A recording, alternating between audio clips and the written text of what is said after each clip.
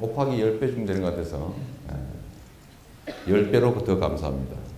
시간 내서 이런 데 오시는 분들은 제가 아는 것보다도 더 많이 아는 분들이시죠. 깨어서 행동하는 사람들의 힘으로 충분히 바꿀 수 있다는 거 확신하는 거.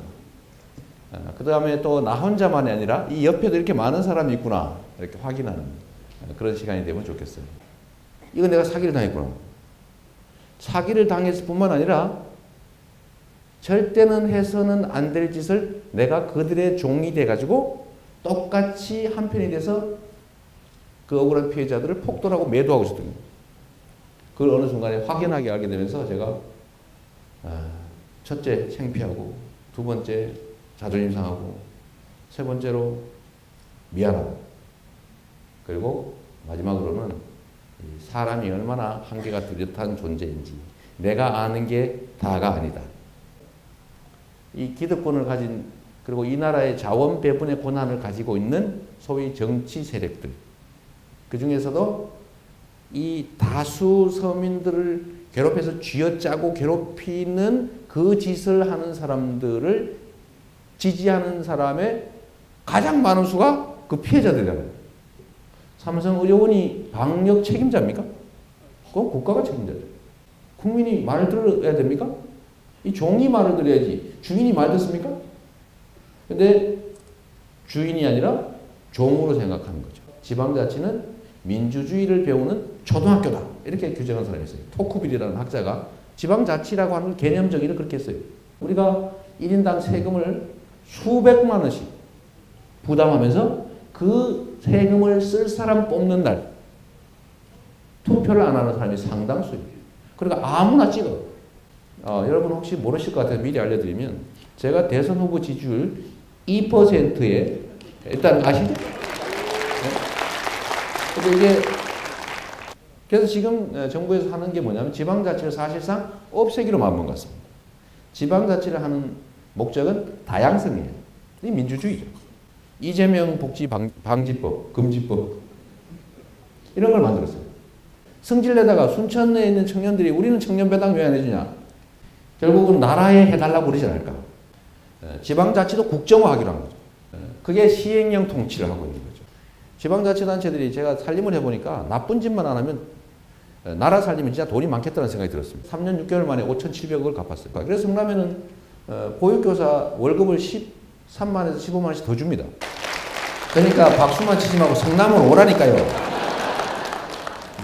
너무 많이 오지 말고 여기도 살아야 되니까. 성남에서 세금 3천만 원 내고 해외 나가면 바로 출국 정지입니다.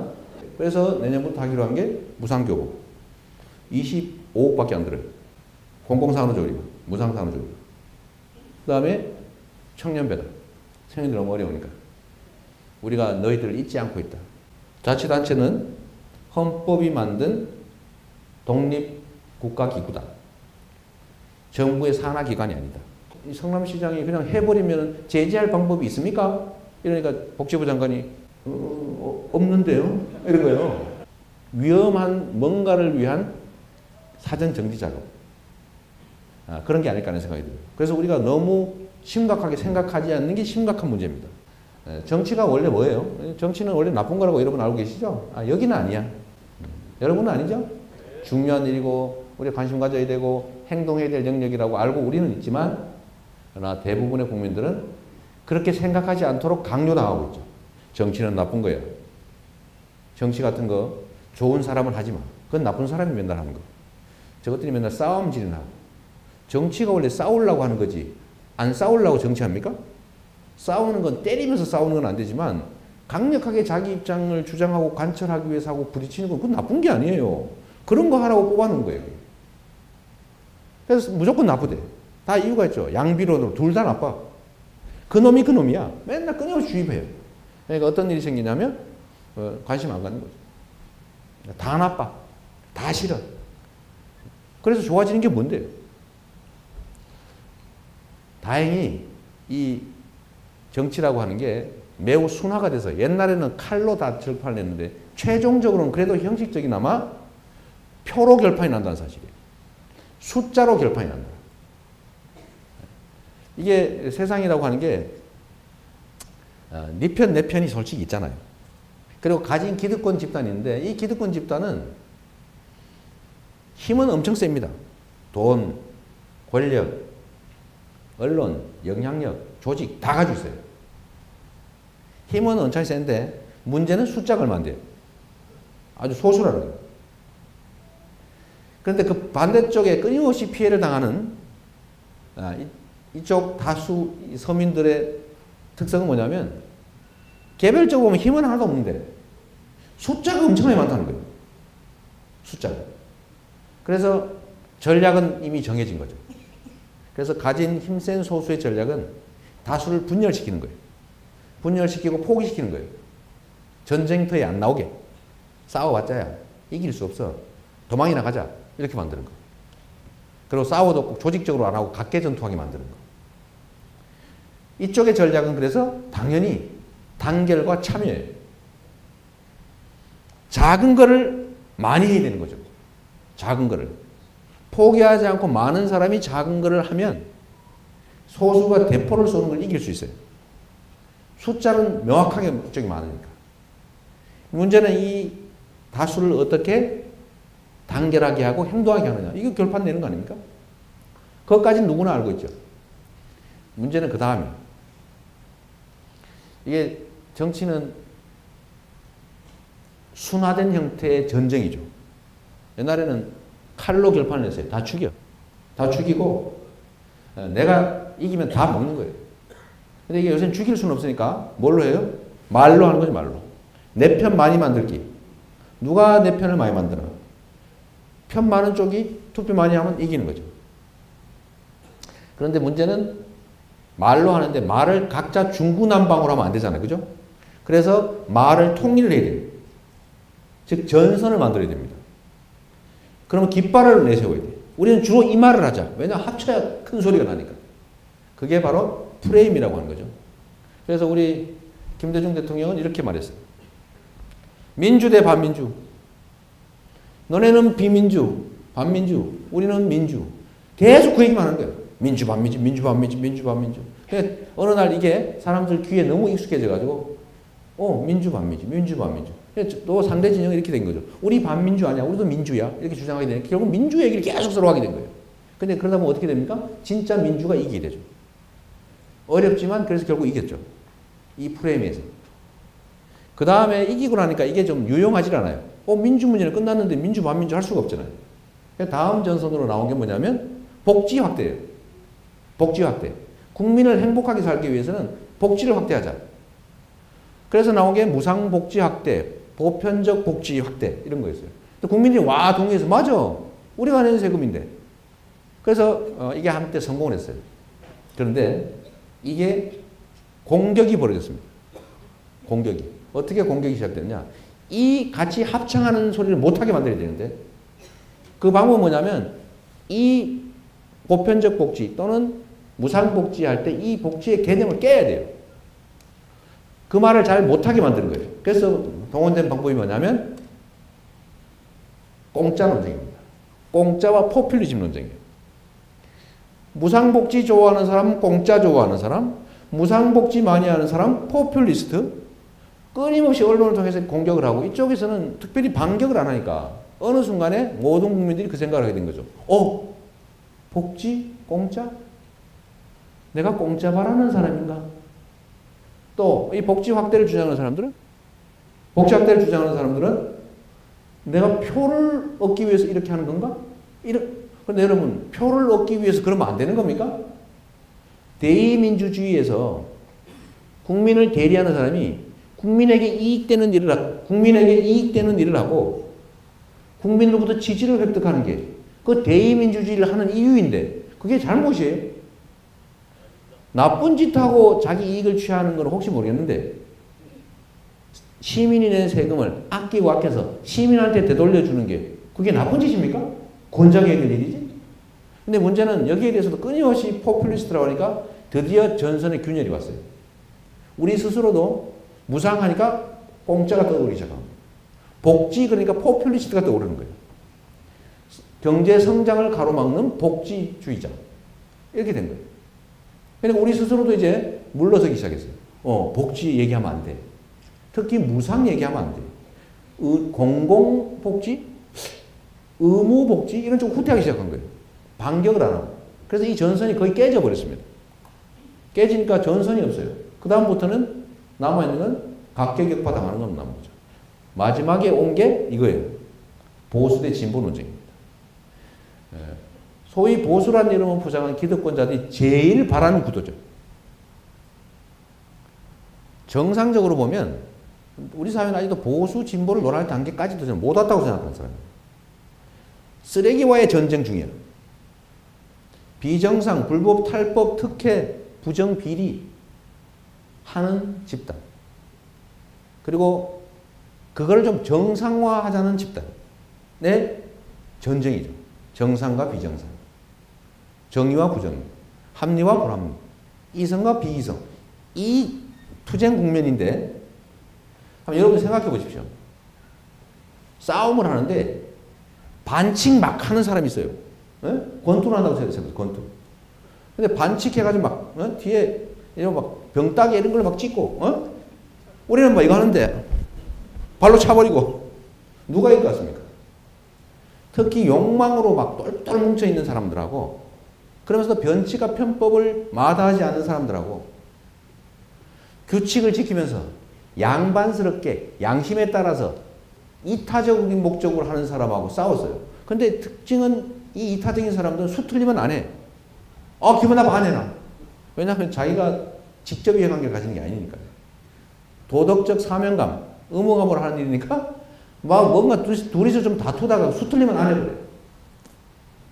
그래서 진보는 분열로 망한다 뭐 이런 얘기도 있죠.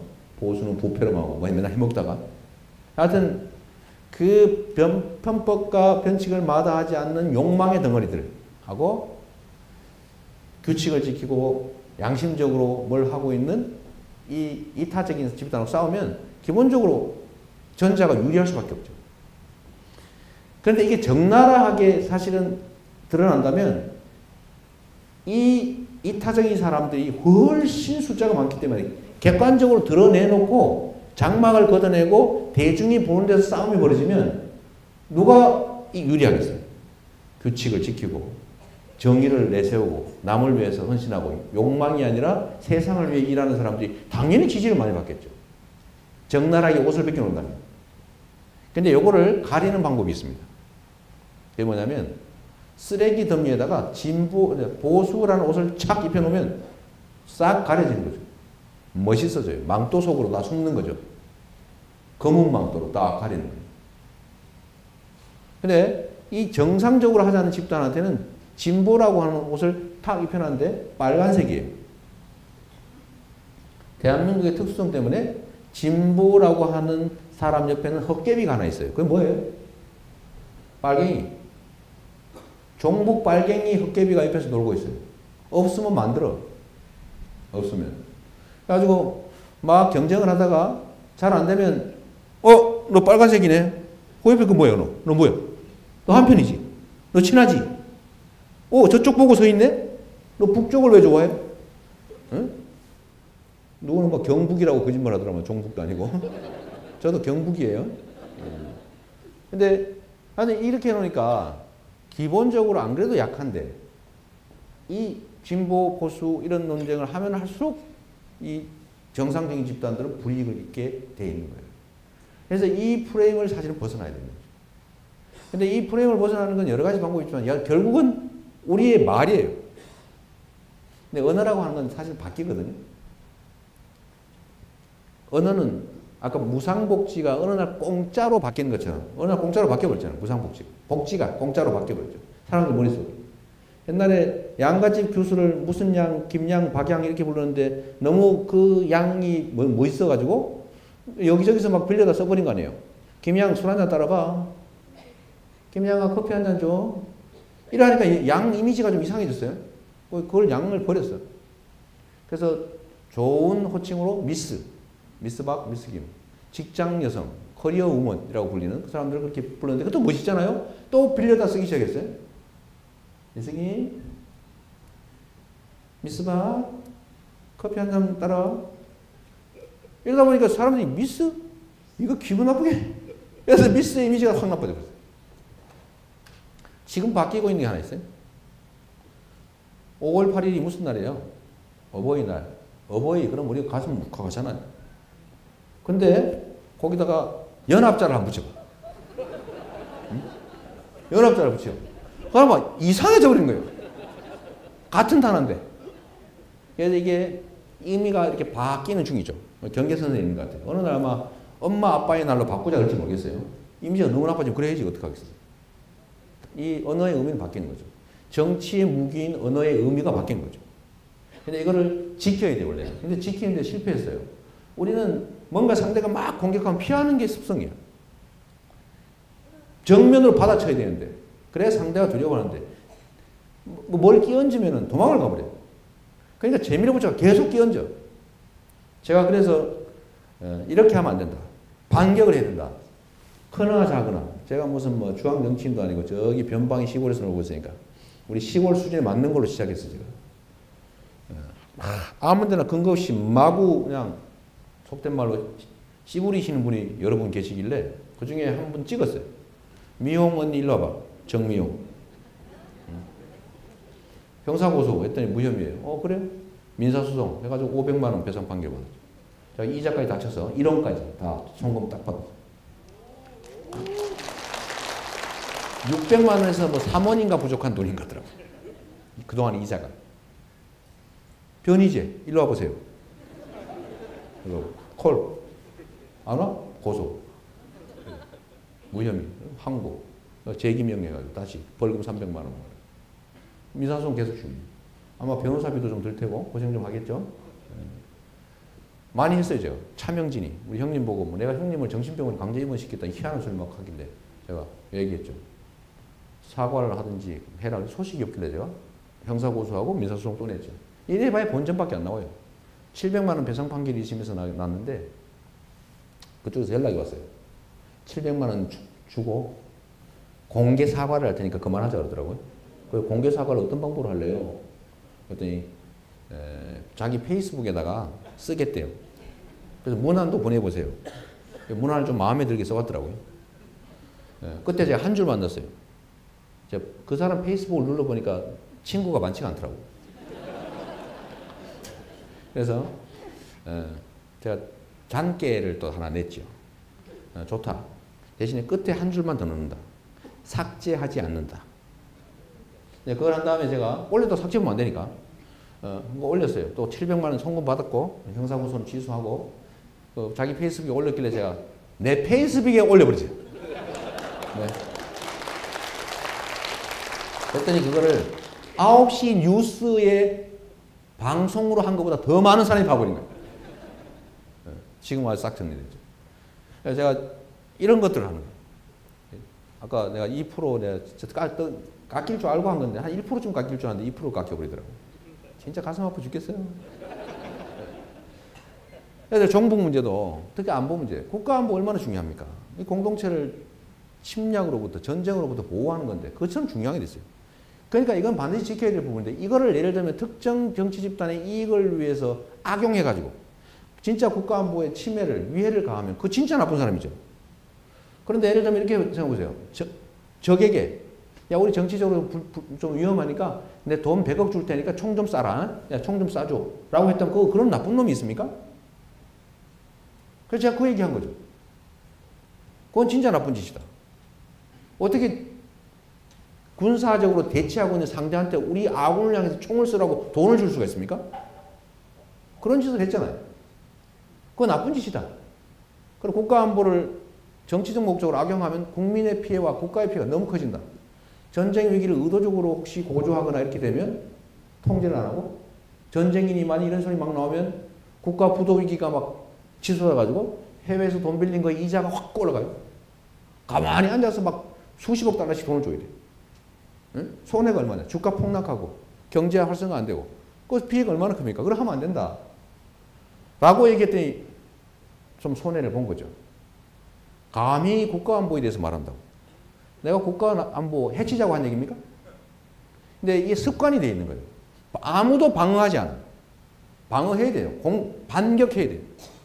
그래서 진짜 그런 건지를 검증을 해야 되는 겁니다. 중요한 문제일수록 더더욱 그러니까 제가 한번 했는데 아무도 안 하는 건 저만 하다 저만 깨졌어요.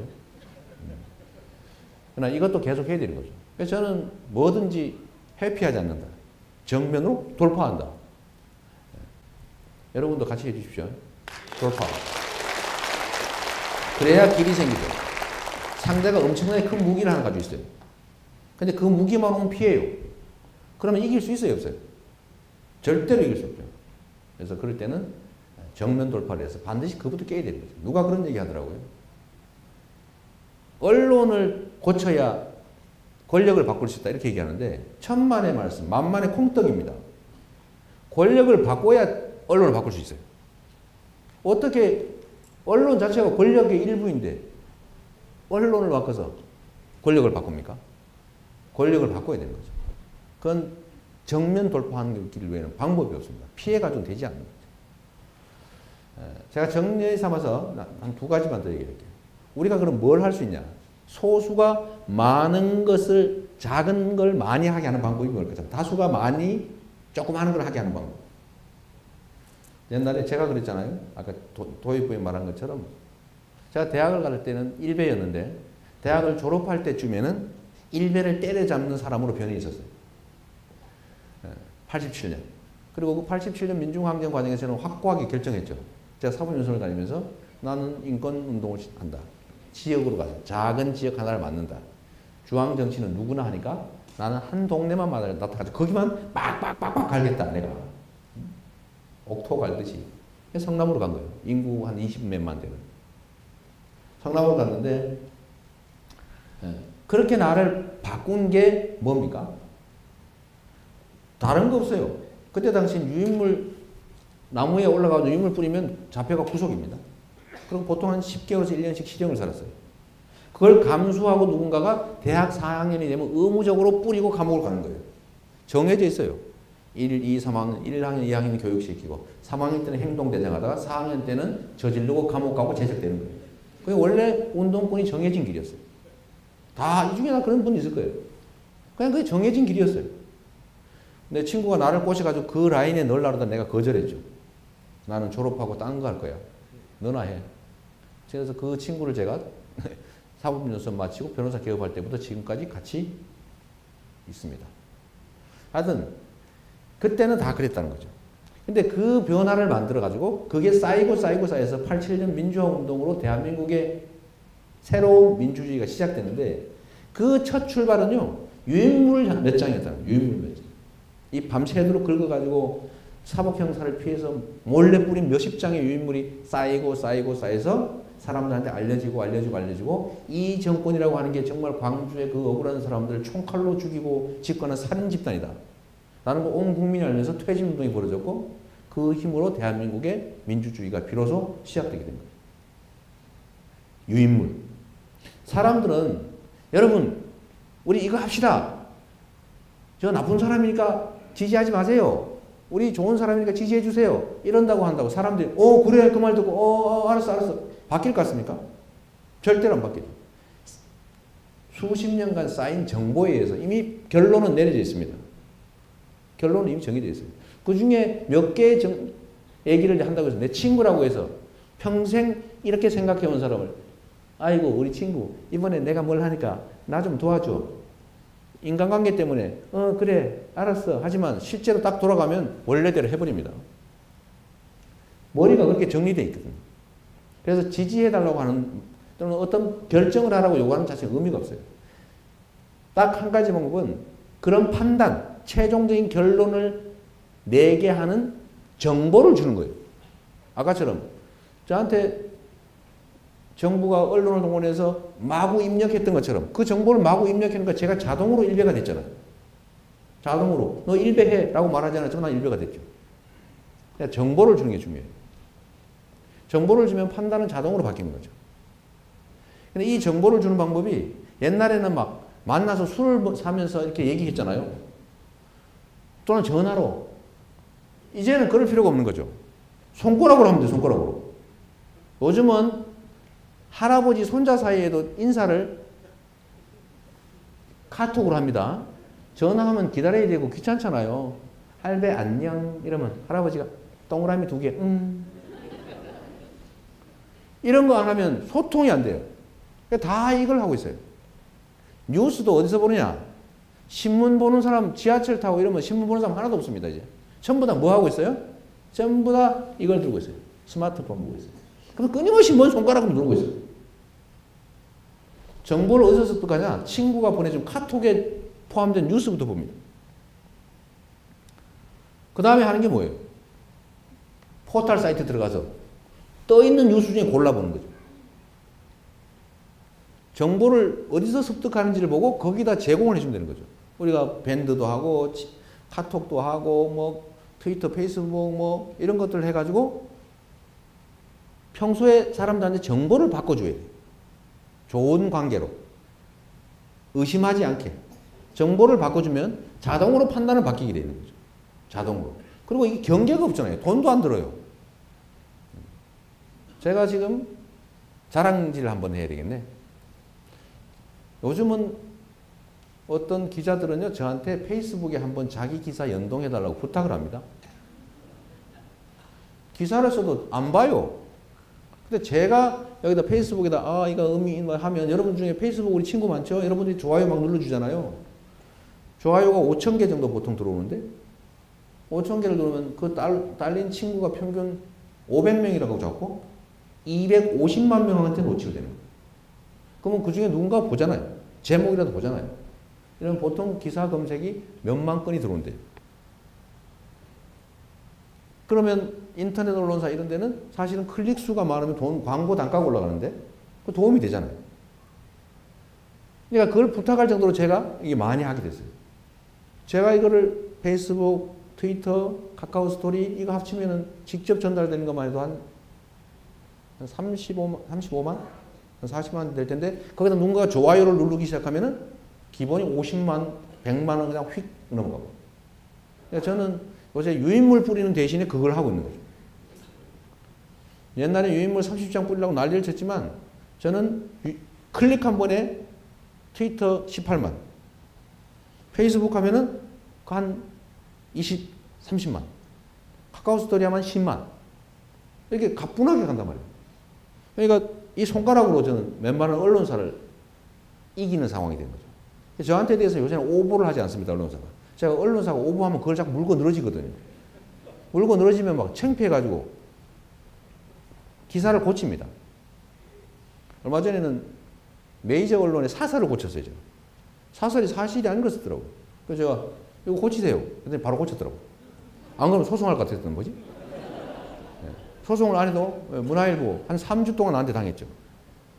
한 3주 동안 맨날 이재명 문화일보, 이재명 문화일보 이게 다음 네이버 검색어 상위에 자꾸 뜨는 거예요. 사람들이 뭔가 눌러보니까 문화일보가 고의적인 오보를 했거든요. 그러니까 비난이 쏟아지잖아요. 그러니까 결국은 문화일보가 나한테 손을 들었어요.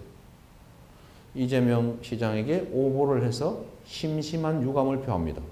공식적으로. 제가 문안도 확인했죠. 이 정도 되면 내가 이제 그만하지.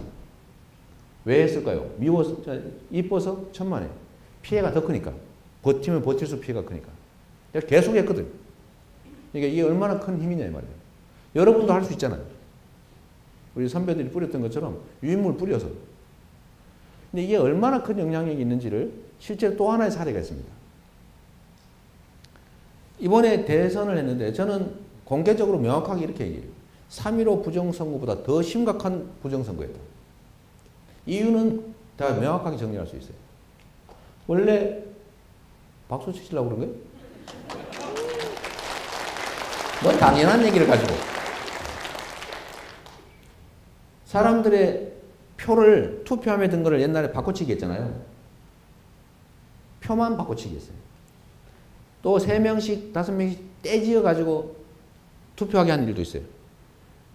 이거보다 더 심각한 거면 사람의 머리를 바꿔버리는 거예요. 이재명을 1배 만들듯이.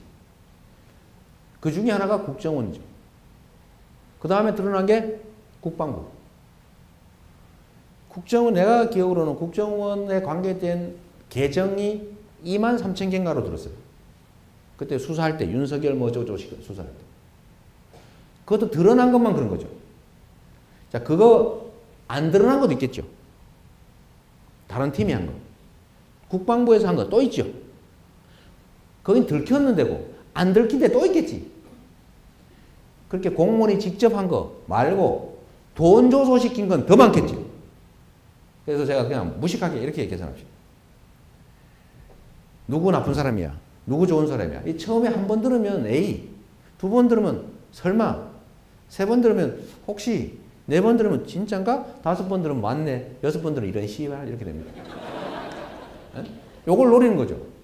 똑같은 얘기죠. 반복적으로 들으면 사람이 그렇게 돼 있어요. 그 약간의 중립지역에 있는 사람들은 영향을 엄청나게 받는 거예요. 사람의 생각을 바꿀 수 있는 거죠. 이게 얼마나 효과가 있는지를 국정원이 증명한 겁니다. 그 중에 한 명이 지금 잡혔는데 좌익 교수라는 분. 참 내 얼굴 한번 보고 싶어요. 어떻게 잔인할 수 있는지. 나도 죽이려고 그러겠지. 제가 여러분한테도 하는 얘기지만 저는 연탄불을 절대 안 좋아합니다. 아시죠? 혹시라도 그런 얘기 나오면 믿지 마세요. 네. 하여튼 공무원이 자기 공직 생활을 걸고, 이거 걸리면 뭐가지 날아가는 겁니다. 걸고 그런 짓을 할 만큼 효과가 있는 거예요. 그들이 가지고 있는 무기, 우리는 왜 안 합니까? 우리가 다음이나 뭐 어디에 뉴스 볼 때 미리 올라온 거 보죠. 그 중에 추천 많은 뉴스, 댓글 많은 뉴스, 공감 많은 뉴스, 많이 본 뉴스, 이런 거인데, 여기 있는 우리 순천 이 근처에 계시는 식구들, 이 오늘부터 밥 먹고 무조건 내가 들어가면 오늘 한 번은 내가 이재명, 김광진 가버렸네. 네, 김국 빼야 그럽니다. 이재명 기사를 한 번씩 눌러서 나오는 데는 무조건 끝에까지 보면 공감 있잖아요. 그리고 길게 쓰기 싫으니까 시원타, 화이팅, 이것도 귀찮으면 이런 거 한 번씩 달고 또 댓글 단 거에다가 추천 한 번씩 눌러주고, 여기 있는 숫자만 그걸 실행을 하면요 맨날 다음 톱이에요. 왜 안 합니까? 저 사람들은 하고 있어요. 어디서 하고 있냐? 네이버에서 하고 있죠. 네이버에 가면 모든 기사가 딱 뜨자마자 욕이야. 그리고 그걸 자세히 분석해보면 계정이 몇 개 안 됩니다.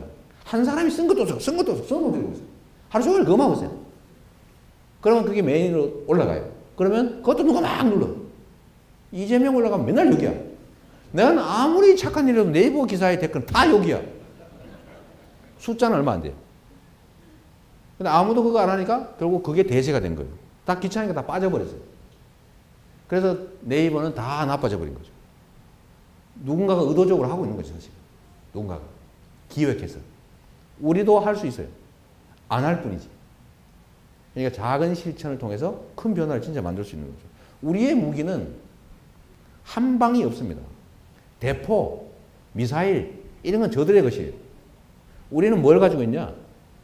카타칼 정도 수준 가지고 있죠. 네? 그런데 이게 한 명일 때는 의미가 없겠죠. 그런데 숫자가 엄청나게 많고 동작이 빠르잖아. 대포 한 방 쏴려면 얼마나 오래 걸려요? 네? 그 소수각을 준비할 때 우리가 다수가 엄청난 숫자가 칼 들고 막 못 이기는 거죠. 근데 문제는 이거 안 한다는 거지. 우리의 힘 자체를 좀 확신할 필요가 있어요. 우리가 유식한 말로 하면 깨어서 행동하는 소수가 전체를 움직이는 거죠. 김대중 대통령은 이렇게 표현했죠. 그걸. 행동하지 않는 양심은 악의 편이다. 우리 노무현 대통령께서는 똑같은 얘기를 이렇게 하시죠. 민주주의의 최후 프로는 깨어있는 시민의 조직된 힘이다. 딱 그거예요. 제가 그 얘기 한 번 더 한 거예요. 모든 사람들은 똑같이 영향력을 갖고 있는 게 아니다. 각성돼서 극렬하게 행동하는 소수가 그 사회의 물줄기를 결정하는 거죠. 그래서 사람 한 명의 몫이 크다. 여기 우리 같이 모인 분들, 앞으로 제 카카오 스토리, 페이스북, 트위터, 인스타그램. 제가 며칠 전부터 인스타그램을 시작했습니다. 눈 아파 죽겠어요. 그래도 합니다. 내가 살아남는 길이니까. 이걸 하지 않으면 살아날 수가 없어요. 좀 이따는 유튜브도 할 거예요, 지금. 제가 영상 연습하고 있습니다, 이렇게. 찍어가지고, 이거 재밌게. 영상이 요새 또 대세래요. 그래서 사진으로, 이제는 영상 준비. 이제 그러면 죽어나는 거죠. 요새 답글을 다 못 달겠어요. 그래가지고 가끔 답글을 달는데, 누가 의심을 하기 시작했어요. 이거 진짜 시장님 맞으세요? 제가 새벽 1시에 댓글 달고 있는데. 그래가지고 제가 보여줬죠. 침대에 누워서 다리를 찍었어요. 이게 내 다리입니다. 확실하죠?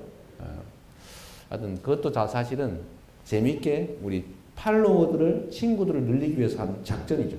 그래서 또 몇 명 더 느는 거예요. 살아남기 위해서. 만약에 제가 그거 SNS가 없었더라면 벌써 죽었을 거예요.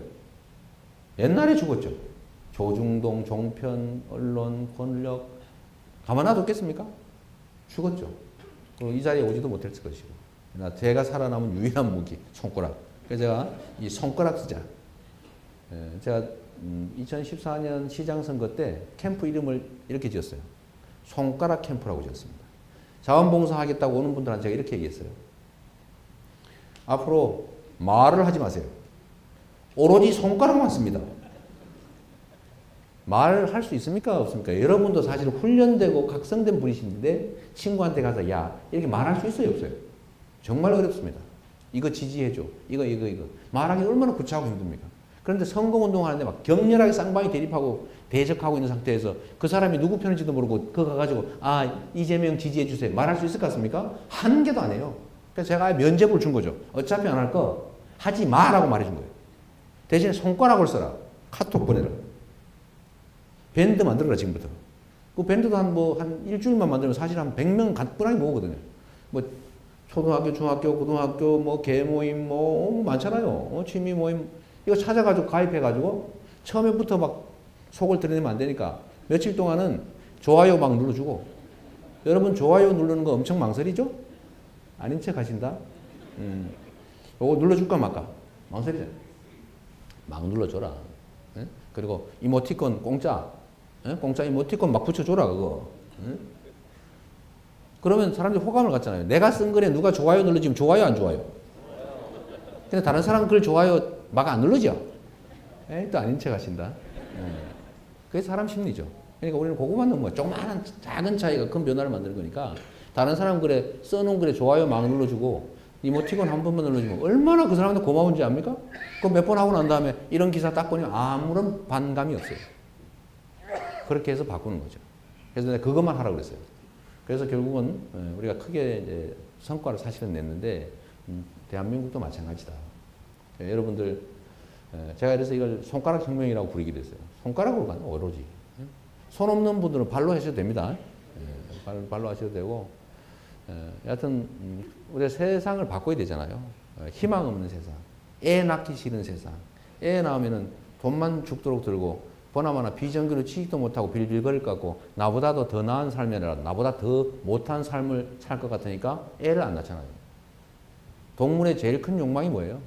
생명체의 모든 근본 욕망은 종족 보존 본능입니다. 새끼 낳고 싶어요. 그게 이제 성욕으로도 발전하고 모성애로도 나타나고 여러 가지 측면으로 나타나는 거죠. 애를 낳아서 기르는 거 이거는 그냥 본연의 본능인데 애 안 낳습니다. 오죽하면 그러겠냐고요. 나라가 망하게 생겼다. 그냥 그 희망이 절벽인 나라 그런 거 고치려면 우리가 나서야 되고 우리가 힘이 없는 무력한 존재가 아니라 작은 소수도 엄청나게 큰 역할을 할 수 있다. 그 무기도 있고 환경도 만들어졌으니까 우리 작은 거 열심히 하면 좋겠습니다. 네, 감사합니다. 여러분들 질문이나 의견 얘기하실 기회를 좀 갖기로 하고 이것도 어려운 질문이 있어요. 늦어도 차차기에는 대권 도전하세요. 왜 차차기예요 근데?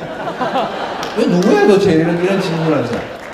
어떻게 될지 아무도 모릅니다.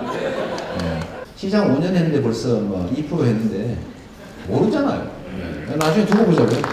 시장님 다른 질문 뽑기 전에 이걸 한번 이거 이거 앞으로 좀 갖다 주세요. 네. 큰일 났다 이거 보여주면 안 돼. 이거 앞으로 가면 저희가 비록 작은 지역이긴 하지만 지역님 이 흐름을 한번 저희도 확인하고 싶었습니다. 네. 그래서 저희는 여야를 가리지 않고요. 모두 열린 마음으로 후보를 세웠고 저희는 그렇게 해서 여러분들에게 스티커를 드렸는데요. 이거 좀 여론 조작 냄새가 좀 나요. 이제 저희가 하나 흥미로운 흥미로운 것은요, 여야를 가리지 않았음에도 불구하고 어느 후보도 연표를 받은 분은 없었다는 거예요. 네, 그러네요. 그래서 최소 한 번씩의 김무성 한 표, 네. 허경영 한 표, 우리 마을 이장님 2표 있어요. 네. 저희는 정말 민주시민 맞습니다. 다양성의 가치를 보여드렸습니다. 네, 감사합니다. 네. 우리는 용서와 화해를 너무 쉽게 하는 경향이 있어요. 그래서 나쁜 짓 한 사람들을 너무 쉽게 용서해요. 그러니까 나쁜 짓 한 사람들이 너무 용감이 됐어요. 저들은 결국 용서할 것이다. 그렇게 믿고 계속 나쁜 짓을 반복적으로 하죠. 그래서 한 번은 끊어줘야 됩니다. 용서는 잘못을 인정하고 반성할 때 비로소 하는 거예요. 화해는 책임을 물었을 때 그 다음 단계로 하는 거죠. 그래서 사실을 규명하고 그에 상하는 책임을 묻고 용서를 구하고 반성하면 그때 비로소 용서하고 화해하고 새로 출발해야 되죠. 새로운 질서를 만들어야 됩니다. 그게 첫 번째고, 우리가 이사 가면 첫 번째 하는 게 뭐예요? 청소. 청소를 해야 우리가 살게요. 두 번째는 이런 거죠. 부정부패를 없애는 거예요. 이게 뭐 질문이 길어요. 인구가 급속한 노령화와 인구가 대한민국 근대 이래 그 이전까지도 뭐 농경사회 때까지도 첫 번째 우리가 전통적으로 맨날 하는 얘기예요. 자기 역량을 키워라. 너무 많이 정리하고 있는. 그리고 너무 많이 정할 뿐만 아니라 점점점 그 소수가 가진 새로운 이 사회 초년생들한테 기회를 싹 뺏어버리는 거예요. 기업을 도와주는 거죠. 그러니까 계속 기업 쪽으로 돈이 흘러가요. 흥분해서 반대표를 찍지 않아요. 청년한테 좋은 정책을 막 해도 반응이 없어. 그러면 정책을 위반하고 예산을 쓰는 사람이 진짜 우리가 할 일이 뭐냐? 관심 갖는 거예요. 달리 방법이 없습니다. 잠은 잘 자는지요? 순천시가 성남시 따라하라고 여러분 요구하시면 안 됩니다. 대통령 후보가 된다면 가장 걱정되는 나의 약점이 뭐냐? 너무 많은데. 잘못한 사람, 반성하는 사람에게 어설픈 용서하지 맙시다. 공감합니다. 차차기 대통령으로 응원합니다. 이 마지막에 왜 또 차차기야 왜? 네? 정부를 상대 소송을 내는 것 자체로 이미 그 결과가 나빠도 이미 어둠이 더 많습니다. 첫 번째로 대한민국의 복지에 대한 논쟁을 다시 불러일으켰어요. 두 번째로 아무도 말하지 못했던 기본소득이라고 하는 것에 대한 논란이 공론화되기 시작했어요. 세 번째로 이재명의 인지도가 상당히 올랐어요. 박근혜 정부는 복지는 거짓말을 하는 정부다. 이거 어떻게 이런 걸 다 아세요? 권력 차원에서 세월호의 진상규명 자체를 체계적으로 막고 있죠. 권한 박탈하고 돈 안 주고 방해하고. 의견이 달라도 그건 의견이기 때문에 처벌이 불가능합니다. 그러나 우리가 해야 될 일을 하자. 우리가 이 사회 구성원으로서 이 사회를 좀 나은 방향으로 바꾸기 위해서 해야 될 일, 참여하는 것. 그 다음에 우리가 패배감 갖지 않고 작은 다수의 실천이 세상을 바꿀 수 있다.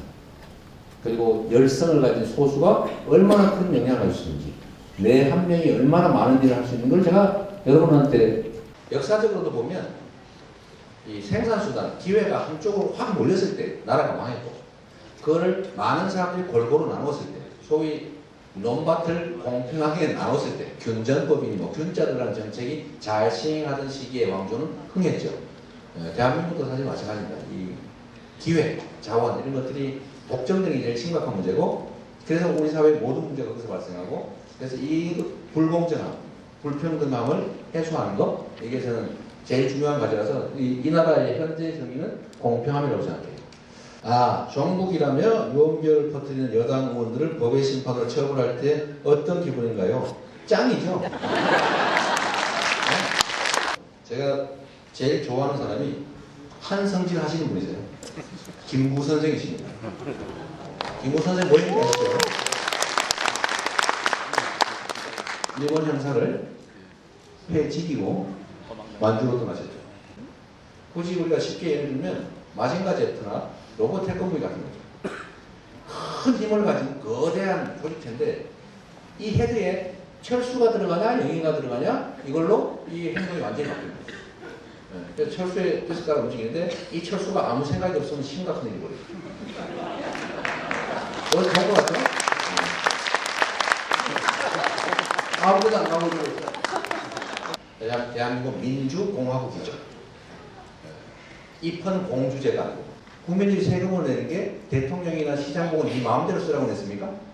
우리들의 삶을 개선하기 위해서 냈죠. 또 우리가 권한을 받겠는데 그걸 네 마음대로 한번 폼나고 즐기라고 준 겁니까? 아니죠. 우리의 삶을 개선하라고. 그래서 원래 세금을 내면 첫 번째는 생명과 안전을 지키는 쪽에 주로 쓰고, 두 번째 질서를 유지하고, 또 타당하고 공정한 질서를 유지하고, 나머지는 국민에게 삶을 개선하기 위해서 직접 다 돌려줘야 되는 거죠. 이게 바로 복지죠. 이 복지의 포션은 높을수록 좋은 거예요. 청소년기가 이명박근혜 시절인 이동준 씨? 아, 이거 안 됐네. 이거 안 됐네요, 진짜. 우리 이동준 씨 선물 하나 주세요. 북한을 우리가 뭘로 볼 거냐. 예를 들면, 안보라는 측면에서는 분명히 접근이 맞죠. 실제로 총구를 겨누고 맞서 있으니까요. 그러나 길게 크게 보면, 우리 대한민국이 반드시 넘어야 될 과제이기도 하고, 또 한 가지는 우리가 경제적으로 되게 어려운 지경에 처했는데 새로운 경제 영토를 확보한다는 측면에서 북한만한 데가 없습니다. 전 세계 이만한 데가 없는 거죠. 훈련되고 말통하고 실력 좋고 이런 사람들이. 근데 인건비는 10만 원이 채 안 돼요. 전 세계에 이런 시장이 없습니다.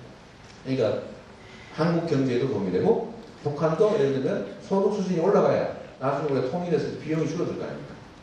그러니까 우리 경제의 활로이기도 하고 비용을 줄이는 길이기도 하고. 예를 들면 북한하고 평화체제가 구축이 된다면 우리가 군사력을 지출하면 엄청난 돈을 아낄 수 있잖아요. 그걸 딴 데 쓸 수 있죠. 그런 측면에서 우리는 반드시 통일을 해야 되는 거죠. 손해를 줄이기 위해서, 그리고 이익을 확대하기 위해서, 국제적인 위상도 그렇고. 그런 측면에서는 우리가 크게 보면 적으로 해서 끊임없이 대결할 게 아니라 우리의 함께 가야 될 동반자로 가야 된다. 그리고 우리는 반드시 통일하고 경제, 문화, 사회 이런 쪽으로 교류 협력 확대해서 같이 가야 됩니다. 근데 그 중에 가끔 하다 성질나가지고 부딪힐 수도 있잖아요. 그러나 그걸 너무 키우지 않는 게 중요하다. 그걸 키우는 건 악의가 있다고 보는 거죠. 그래서 축소할 필요가 있다고 생각합니다. 이건 질문이 길어요. 인구가 급속한 노령화와 인구 감소인데도 정부는 주택 수요와 공급에 대해 대출을 보내놓고 집 사야 된다고 여론을 끌어서 전세가 집값의 90% 육박하고 있다. 거주에 대한 젊은이들 빈곤이 심각하다. 맞는 말이죠. GDP가 높아지는 젊은이들 취업, 결혼, 출산으로 이어지지 않는 주택 정책, 취업에 대한 국민 의식의 첫걸음이 뭘까요? 제가 광주에서 오전에 청년들하고 무슨 이렇게 일종의 대담회 같은 걸 하면서 녹화를 하나 했어요. 청년이 뭘 해야 됩니까? 청년은 아마 대한민국 근대 이래, 아니 그 이전까지도, 뭐 농경사회 때까지도 젊은이들이 이렇게 꿈을 잃어버리고 다른 세대보다 더 어려운 지경에 처한 얘가 아마 역사상 처음인 것 같아요. 딱 멈춰버린 거예요.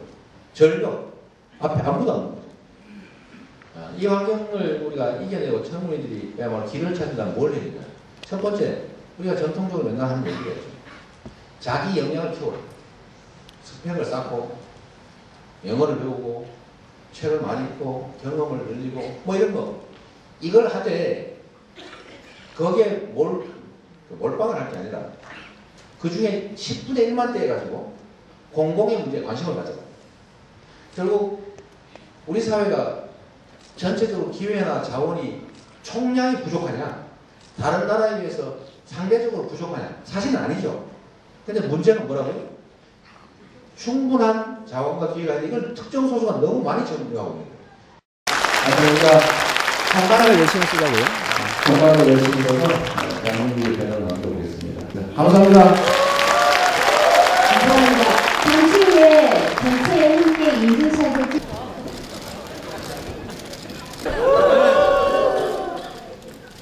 이재명 화이팅! 화이팅!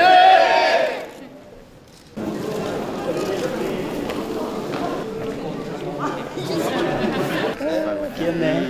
우리 그렇지. 잘했어. 다현 씨, 본인이신가요?